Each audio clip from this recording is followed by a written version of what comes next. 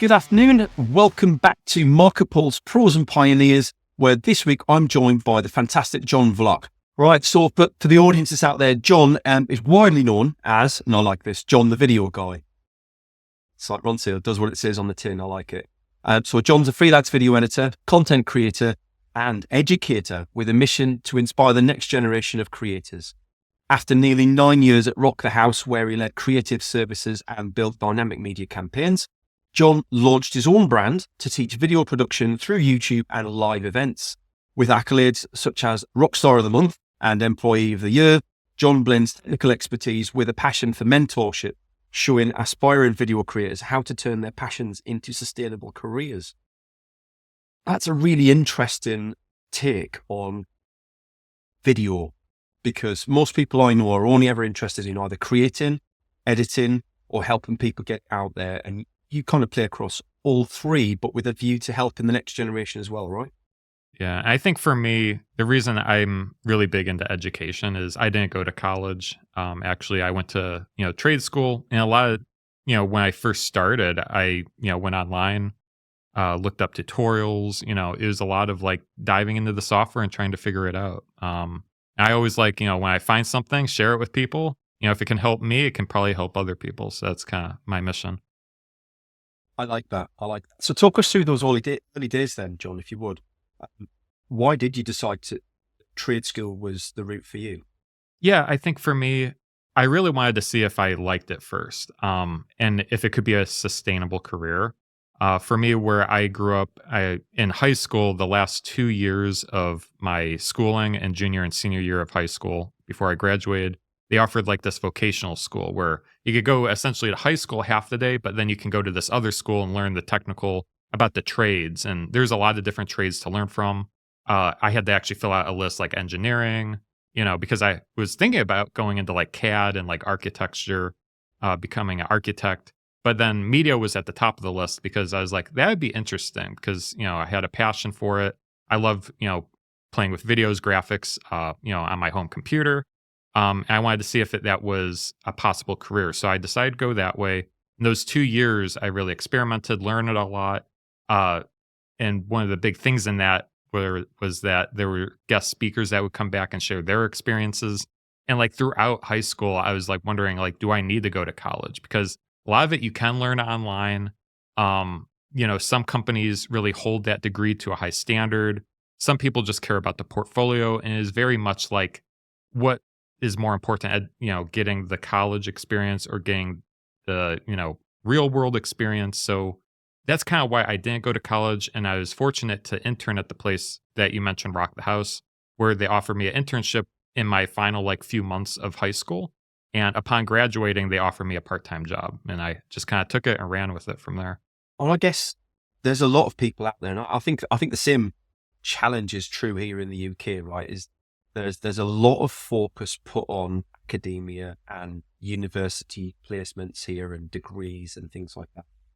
And whilst I'm a big believer that those things have their place in the world, and it showcases a different skill set to what most people assume, right? So like for me, a degree is a case of I can go away and research things myself and answer things in a complex and organized manner.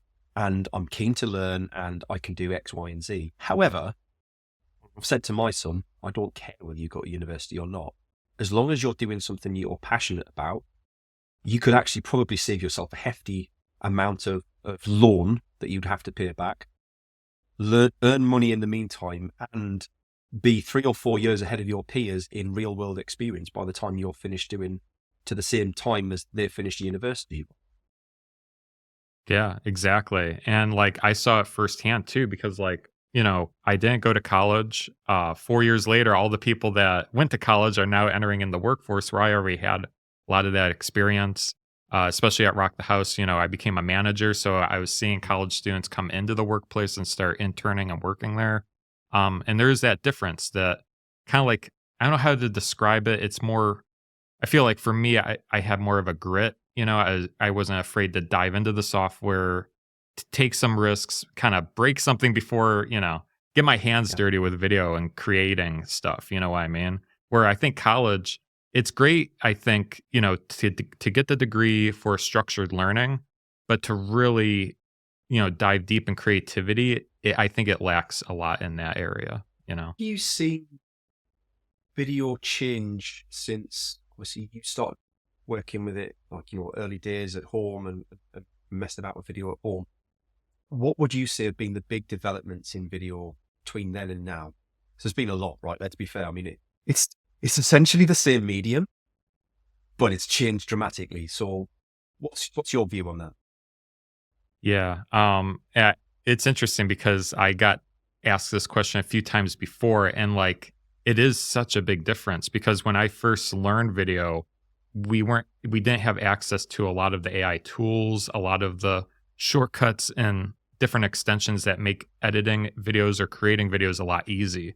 You almost had to like figure it out as you went. A lot of my first projects when I was, at home was like, try to make something explode or like, how to do an effect or something and trying to figure that out. You really had to experiment a lot. And I think the way video has evolved is a lot of things are already given to you. If you want like an explosion or an effect or to auto edit something for you, you can just click a button and it automatically does that. So I think the difference when it comes to video production, there's a lot of time saving tools today, which is great. But the drawback of that is we forget like how to create something from scratch, or maybe if a problem arises, how to troubleshoot and know how to work the software really through and through to get like a specific result. It's almost like the car industry. You know what I mean? Like it's like being a mechanic where like all the ins and outs of the car, but then you have a computer that can diagnose and just, spit out like, okay, this is the problem. You know what I mean? It's kind of What similar if to one that, day I your would say. laptop's not working, right? You still need to be able to diagnose the car. Yep, exactly. Yeah. It's like, what if the AI feature doesn't work and it doesn't auto edit your video for you? What are you going to do? And it happens. I can tell you it happens. So why then leave the career that you had at Rock the House and set out on your own? What was the turning point for you that made you just kind of realize that now's the time? Yeah, I think for me, what I came to realize, especially during the pandemic, is you could be the best of the best in your career in a position as an employee, but at the end of the day, I saw a lot of my friends, a lot of coworkers get laid off, and the reason I wanted to go out on my own eventually, whether it's through YouTube content creation or starting my own freelance video production company, was to try to build something for myself where I have something that I own that isn't reliant, that I don't have to worry about getting laid off or, you know, something happening in the market that I can build and have. And that's why I really leaned into that, especially coming out of the pandemic. I was like, okay, let's start a YouTube channel. Let's try to create some passive income just as a safety net. You know what I mean? And eventually it grew and I got to a place where I felt comfortable enough to leave. And when I look back at my time at Rock the House, I think I pretty much done everything. I started as an intern, grew to a full-time employee, been there for 9 years, became a manager, started to lead different teams in marketing and creative services. Other video editors were coming in. And I felt like I kind of maxed out that position there just as an employee. And I feel like becoming an entrepreneur, that was kind of like the natural next step into evolving my career. So that's kind of why I took that leap. You needed to stretch into the next learnings, right? And I resonate with that. I resonate. You've got to keep, if you're not learning, you're downhill because you need to be growing. You need to be figuring out whatever's next, whatever that might take. I think it takes a brave person to start their own business. I've been, I would say I was brave, maybe stupid at the time, but I look at other people and I just think, do you know what? Like, so genuine credit. You've left a stable career that you probably enjoyed. You don't stay somewhere 9 years if you don't have, moments of enjoyment. But then to go off and do your own thing and then make a success of it is, that's an achievement. It's incredible. What made you focus so much on the teaching side of things? Because nearly all of your content out there on YouTube is a how-to guide. And what I like about it is it's usually more detailed and more specific than a lot of the guides that I see out there. Is here's how you create a video with Adobe Premiere, and it's a really sped up version that doesn't really teach you anything. Yours tends to be, well, here's how you use this bit to do this thing here. And I like that because it's really I can take that lesson and apply it over here or over there. And I can refer back to it when I need to. What led you down that teaching path? Yeah, I think honestly, it kind of stems back from my early, upbringing of learning video, trying to figure things out on my own. Uh, I feel like there is so much content out there, like you said, that's just like, here's how to do this. But a lot of my content, especially my earlier content, is like how to do something very specific in the software. And I think there is a big gap where, there's not a lot of tutorials going over specific things like that. Um, and for me, I always like just sharing other people, and not only to share it for other people, but sometimes it's for myself, to be honest. Because like I'll make a video 3 years ago and I haven't touched that effect in a while. And I'll be like, how do I do that? And I go and rewatch my own video to see how to do something. Because that happens from time to time. You might do something in video editing that you might not do, once in a while. You have to come back and, learn it again. But it's kind of like a scientific journal, essentially. You know what I mean? That's kind of how I see it, where I can use it, other people can use it. If you find value in it, it's out there. It's kind of public information that people can use to, use in their own projects. So You touched on something there with regards to YouTube that I think a lot of business owners on LinkedIn really struggle to understand. And that's the difference between creating video content and releasing it on your social profiles, LinkedIn especially, and creating content and releasing it on YouTube, is that YouTube is permanent. It's a search engine with content behind it. And once I've released something on there, I've released content for clients, and 2 years on, they're still getting 30 hits a day on a particular video. They've never had to update it or change anything. It's timeless. If you want to create content that your clients will find over and over, or your potential clients, or, people who work with you can consume over and over again, it needs to go on YouTube, because it's social media. It's gone in 48, 72 hours, maybe a week if you're lucky. yeah, exactly. I mean, YouTube's evergreen, especially if it's searchable, you can type in something and it just pops up. There's different techniques, obviously, you can learn to try to, get better in ranking when it comes to search related content. But yeah, at the end of the day, it's always going to be up there with LinkedIn and a lot of the other social media platforms. It might be up there for a week or so, and then it kind of disappears in the feed. So your mission is to inspire others through video and design. So do you want to kind of talk us through how that mission drives your business decisions and maybe client relationships? Sure. So I think for me, my mission really comes down to just finding people I really like to work with. And I'm very fortunate that a lot of people that I work with are referrals. They're people that I met, several years ago throughout my career journey. And they realize, oh, you're, freelance now. And they reach out because, I just enjoy working with them. And it's really nice to make a business centered around relationships and just enjoying the work, enjoying the people that you work with. I think that's probably the most important aspect, is just really enjoying the work and the people that you're working with. And that's really my business goal, is just to find other people I like working with, people that have strong stories, missions, and just seeing how I can help them advance their mission when it comes to video content. I love talking to people who have a vision for their business other than, I need to find more clients.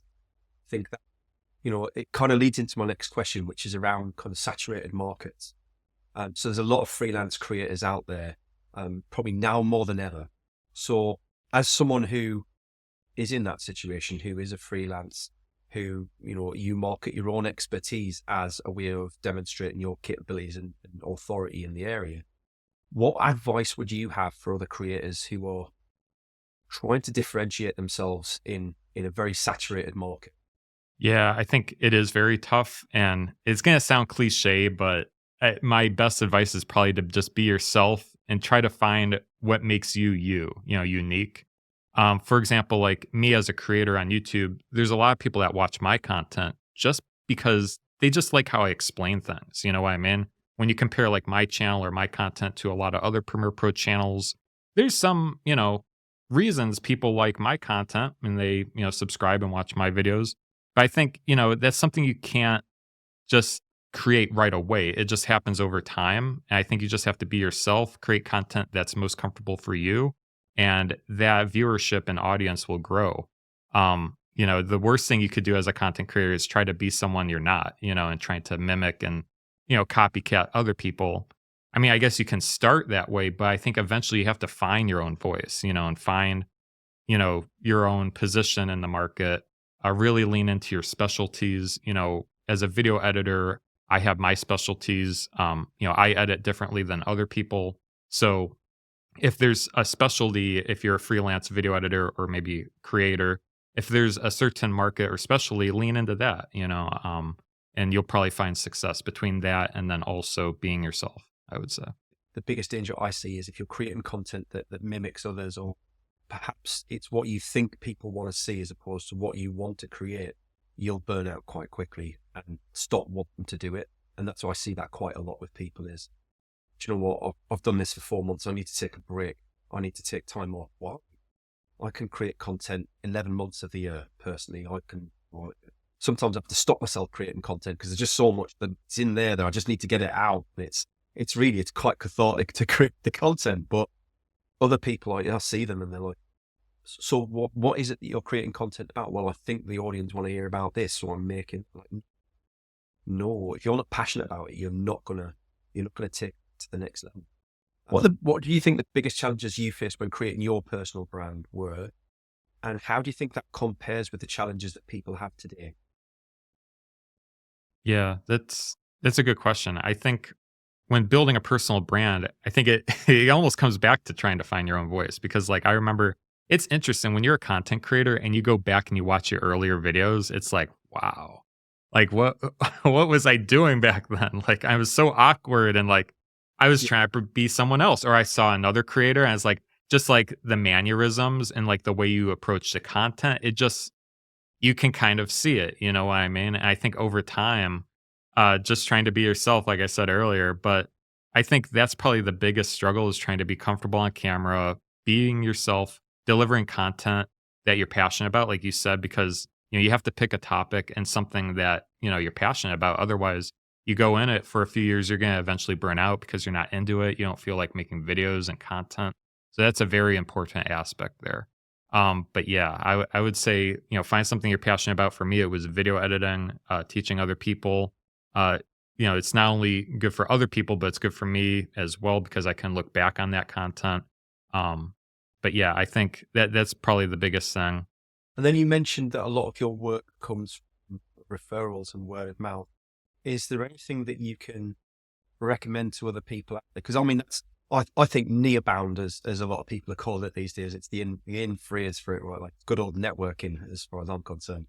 Like it's probably more important in 2025 than it ever has been, and I think the world's only getting smaller thanks to COVID. Partly, I'm not saying that everything that came out of COVID was a bad thing, but what are some of the tactics and strategies that you use to kind of help get that extra 10% out of the word of mouth and referrals? How do you make it easy for people to refer people into you? Yeah. I can definitely speak to this, especially being a content creator. I think it can really be great for your business because you position yourself as a industry expert. You know what I mean? So when people watch my content, they're like, "Oh, this guy video edits." They see all my videos. It's proof of work. It's not like I'm just this random video editor trying to get a gig or a job. They can see the experience, they can see the videos, and it makes those leads very warm because by the time they reach out to me, they've already watched a few of my videos. They got to know me. They got to probably like me. I mean, they probably wouldn't reach out if they didn't like me at that point. But it makes those leads very warm where they're already in a position to be like, yeah, I saw your videos. You're an expert. I have this issue or I have this video I want to make. How can you help? And all you have to do on your end is be like, how can I help you today? It's very easy, sales transition to close that possible client. So I think making content is gold for businesses because it makes lead generation very easy when it comes to referrals. Essentially, content creation is like a referral machine because people get, they see the content that you're creating and they get to know, like you, trust you, and then they reach out, if they need a video. So it's definitely very beneficial for referrals. And when it comes to outside of content creation, we talked about it a little bit before, but over the 9 years working at a business, I made so many connections. Just keeping in contact with a lot of those people is very beneficial because you never know someone, might get married. They might reach out and, want a wedding videographer, or, someone might have a client looking for a video. So it's very beneficial just keeping in communication with all those people. And LinkedIn is a great way to do that. I got a lot of referrals on LinkedIn this past year. So it sounds, and I know the truth of this, like a lot of what you said there links to having a strong strategy behind your content in the first place, and not just kind of creating things because you can create them, but creating them to a specific end goal. What's your advice to people on the balance between having that strategy and actually getting things out there? Because I know a lot of people that will procrastinate until the end of time because they need a strategy and never actually release anything. And likewise, I know people that release things, have no strategy whatsoever. I think it's balance. it's not. Yeah. I think it's important to have the strategy, but I think a good rule of thumb is to have the strategy first, to know who your target audience is or your buyer, whoever you're trying to reach to, and just come up with a list of questions, problems that they might have. And then you can just make videos based on that, to be honest. Small nuggets, small videos that slowly solve people's problems can be a great way to, focus on your target audience. It makes content creation a lot easier when your possible client that might have problems that you can solve for them. So for me, since I'm a video editor, I know other video editors struggle with different things in the software, so I'll make videos about, how to solve that. So it makes content creation easy. And also the experience factor of like, I'm day after day, I'm in the editing software. So if I run across something that pops up, I'm like, oh, that would make a good video. So I think if you're in a position like that where you live and breathe the content, it makes it easier to make content essentially. You're almost finding inspiration from the everyday things that you do. Most people would probably just brush over, right? So I fixed that problem, now I'm going to move on. And your thought process jumped to, whoa, hang on, I just fixed the problem, fine. But actually, if I come across that problem, how many other people are dealing with that? And actually nobody's making any content about that to help fix the problem. I think that branches out no matter what business you're in. I think that is true. I think that's incredibly true. And I think that's really, really important for people to get their head around. Aside from the fact that every video that people watch, it's kind of like having a paid person sat behind someone going, this guy thinks. Like, that's what it does. People don't think about that at the time. They just watch your video and right, great. I know my son's got expert Minecraft creators that he watches on YouTube, right? It's the same thing. If I asked him, he knows who he would go to help him with a Minecraft build. And all he does is sit and watch them building videos. What's next for you this year then? What's your big focus in 2025? Yeah, I think the big focus for me is to continue making content that I enjoy making, helping people, but also really lean into people's stories. I think, this past year, I kind of got a little fatigued with tutorial content. So what I did is I relaunched my podcast. It's called the Post Show Podcast, where I interview other video editors, and I just love talking to people, listening to other people's stories and really go off of that. I think, there's a need, especially in today's, economy, today's world, just real conversations with people, people listening to the stories and the struggles, the triumphs, of a creator's journey. And that's what I really want to do is focus on the conversation. So I restart my podcast, making more real content, I would say, focus more on my personality, more story, like I said. But that, and from a content creation perspective, that's my goal this year. And then from a business standpoint, I would say, continue working with people I enjoy. I think at the end of the day, when I think of like scaling a business, I'm not really in it to, make like millions and millions of dollars. I just want to, live a simple, happy life, make videos, work with people I enjoy. And really, that's my goal at the end of the day. Life's too short to have bad clients. I agree. Yes. I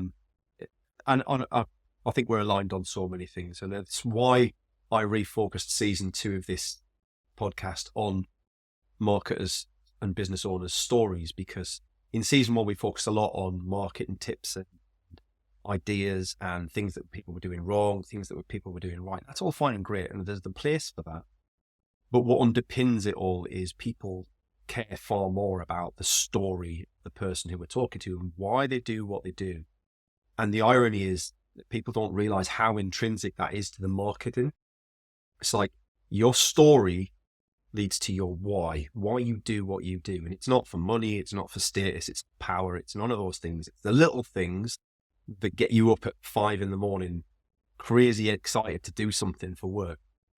That's what the why is all about.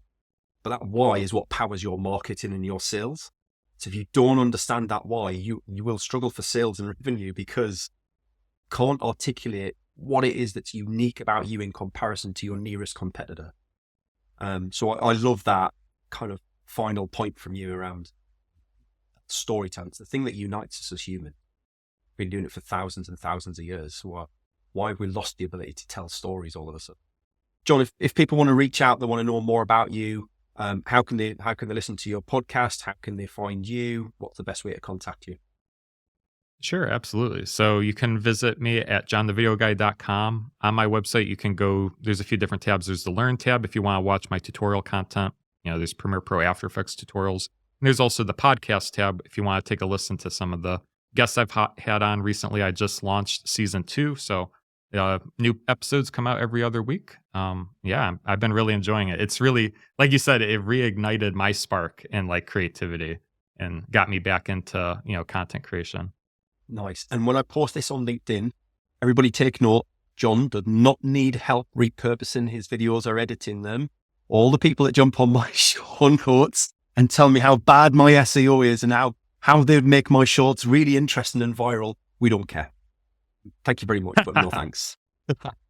John, it's been a genuine pleasure. Thanks very much for coming along today. And I look forward to seeing the episode drop. Thank you for having me, Paul. Thanks for joining us for today's show. I hope you enjoyed it. If you'd like to feature on a future show, or you've got some ideas for folks who would make a great guest, please drop us a line. Contact details are in the show notes, and I'd love to hear from you. Your host today was me, Paul Banks, founder at Javelin Content Management. Here at Javelin, we specialise in helping busy business owners just like you to repurpose video content, taking all the stress and tech problems away and turning your long-form video into literally hundreds of pieces of content without breaking the bank. We describe it as getting ideas out of your head into video and out to your socials. If you want to launch your personal brand, become the vendor of choice for your audience, or maximise your sales revenue impact, we'd love to hear from you. Join us next Wednesday for the next episode, and don't forget to subscribe and give us a review. Our podcast is only possible with your continued support.